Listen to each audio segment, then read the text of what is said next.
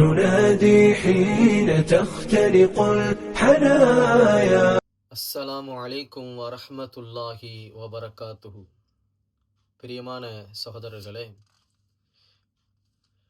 அல்லாஹு ஜல்ல ஷானுஹு தஆலா அல் குர்ஆனிலே சூரத்து தௌபாவிலே 24வது வசனமாக ஒரு அழகான ஒரு வசனத்தை இந்த மனித சமூகத்திற்கு அல்லாஹ் சொல்லி காட்டுகிறான். அல்லாஹ் அந்த வசனத்திலே சொல்லக்கூடிய மிக சிறந்த ஒரு விஷயம், மனிதர்களுடைய வாழ்க்கையை செம்மையாக்கக்கூடிய ஒரு விஷயத்தை அல்லாஹ் அந்த வசனத்திலே சொல்லி காட்டுகிறான். 8 விஷயத்தை விட 3 விஷயத்தை அதிகமாக நேசிக்க வேண்டும். இதுதான் அல்லாஹ் சொல்லக்கூடிய விஷயம்.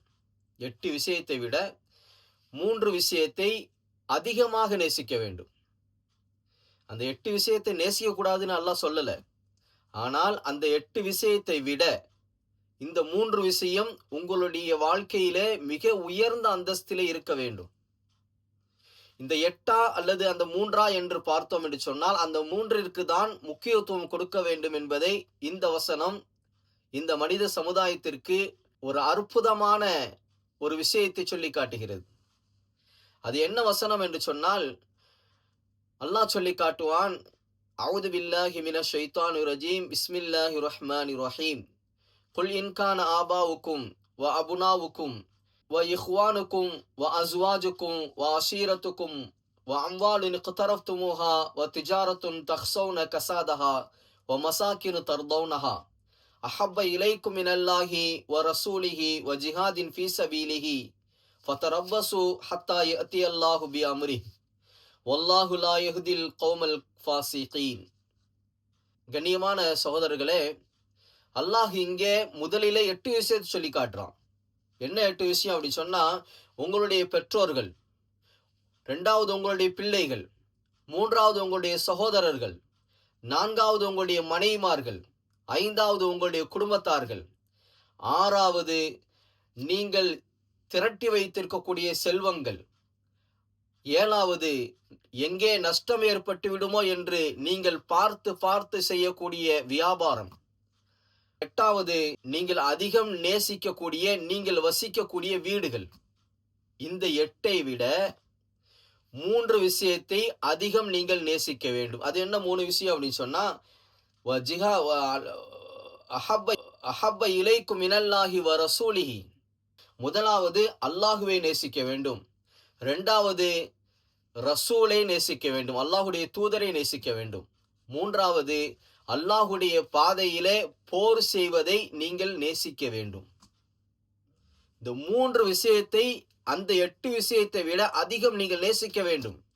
இல்ல அப்படின்னு சொன்னா, நீங்க இந்த 3 விஷயத்தை விட்டுட்டு நீங்கள் அந்த மேலே சொன்ன அந்த 8 விஷயத்துக்கு நீங்கள் முக்கியத்துவம் கொடுத்தீர்கள் என்று சொன்னால், இயல்பாகவே உள்ளது தானே, ஒரு மனிதன் தன்னுடைய தாய் தந்தையர்களை நேசிப்பான், தன்னுடைய பிள்ளைகளை நேசிப்பான், தன்னுடைய மனைவிமார்களை நேசிப்பான், தன்னுடைய குடும்பத்தார்களை நேசிப்பான், அவன் திரட்டி வைத்திருக்கக்கூடிய செல்வங்களை நேசிப்பான், அதே போன்று அவன் செய்யக்கூடிய வியாபாரத்தை அதிகம் நேசிப்பான், அதே போன்று அவன் வசிக்கக்கூடிய வீடு, இவைகளை அதிகமாக ஒரு மனிதன் நேசிப்பது என்பது உலகத்திலே இயல்பான ஒரு விஷயம்.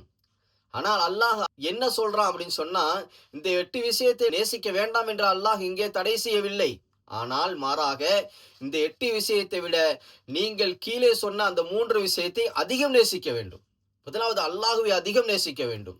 இந்த 8 விஷயமா அல்லாஹுவா என்று வரக்கூடிய நேரத்தில் எனக்கு அல்லாஹ் தான் முக்கியம் என்ற முடிவை எடுக்க வேண்டும். 2வது, இந்த 8 விஷயமா அல்லது அல்லாஹுடைய தூதரா என்று சொன்னால் அங்கே அல்லாஹுடைய தூதருக்கு தான் முக்கியத்துவம் கொடுக்க வேண்டும்.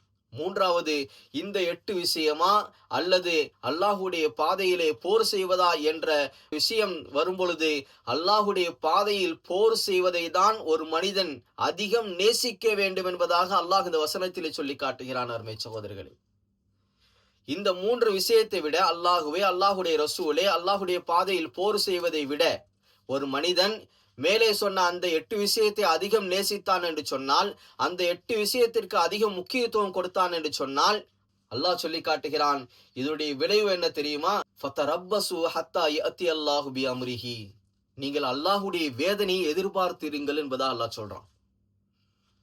அல்லாஹுவை, அல்லாஹுடைய ரசூலை, அல்லாஹுடைய பாதையில் போர் செய்வதை விட மேலே சொன்ன அந்த 8 விஷயங்கள் உங்களுக்கு நேசமுள்ளதாக இருந்தது என்று சொன்னால், நீங்கள் அதிகம் பிரியப்படக்கூடிய விஷயமாக அந்த 8 விஷயம் இருந்தது என்று சொன்னால், அல்லாஹ் சொல்றான், நீங்கள் அல்லாஹுடைய வேதனையை எதிர்பார்த்து இருங்கள் என்பதாக அல்லாஹ் சொல்லி காட்டுகிறான். எச்சரிக்கை செய்கிறான் அருமை சகோதரர்களே, எச்சரிக்கை செய்து காட்டுகிறான்.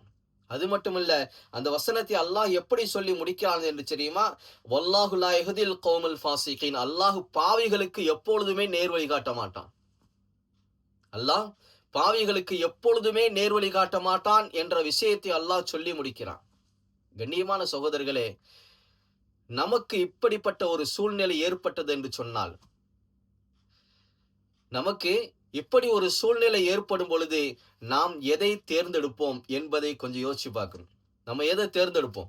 இந்த 8 விஷயம் நம்முடைய பெற்றோர்களை விட, நம்முடைய பிள்ளைகளை விட, நம்முடைய சகோதரர்களை விட, நம்முடைய மனைவிமார்களை விட, நம்முடைய குடும்பத்தை விட, நாம் திரட்டி வைத்திருக்கக்கூடிய செல்வத்தை விட, நாம் செய்யக்கூடிய வியாபாரத்தை விட, நாம் அதிகம் நேசிக்கும் நம்முடைய வீடுகளை விட, அல்லாஹுவையும் அல்லாஹுடைய ரசூலையும் அல்லாஹ்வின் பாதையில் போர் செய்வதையும் ஒரு மனிதன் தேர்ந்தெடுக்க வேண்டும் என்ற ஒரு உன்னதமான விஷயத்தை அல்லாஹ் இந்த ஆயத்திலே சொல்லி காட்டுகிறான். அருமை சகோதரர்களே, கண்ணியமானவர்களே, இப்படிப்பட்ட ஒரு சூழல் வரும் பொழுது நானும் நீங்களும் என்ன முடிவெடுப்போம் என்பதை சிந்தனை செய்து பார்க்க வேண்டும். அருமை சகோதரர்களே, அங்கே நாம் அதிக முக்கியத்துவம் கொடுக்க வேண்டிய விஷயம் என்னவென்று சொன்னால், அல்லாஹ்விற்கும் அல்லாஹுடைய ரசூலுக்கும் அல்லாஹுடைய பாதையில் போர் செய்வதற்குமே தவிர மேலே சொன்ன 8 விஷயத்திற்கு நாம் முக்கியத்துவம் கொடுக்கவே கூடாது என்பதை தான் அல்லாஹ் இந்த வசனத்திலே நமக்கு சொல்லி காட்டுகிறான்.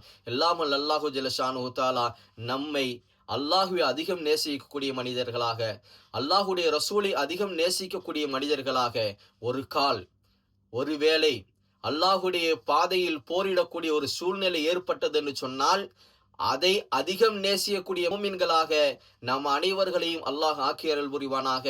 வாஹிர் தவானா அனில் ஹம்துலில்லாஹி ரப்பில் ஆலமீன். அஸ்ஸலாமு அலைக்கும் வரஹ்மத்துல்லாஹி வபரகாத்துஹு.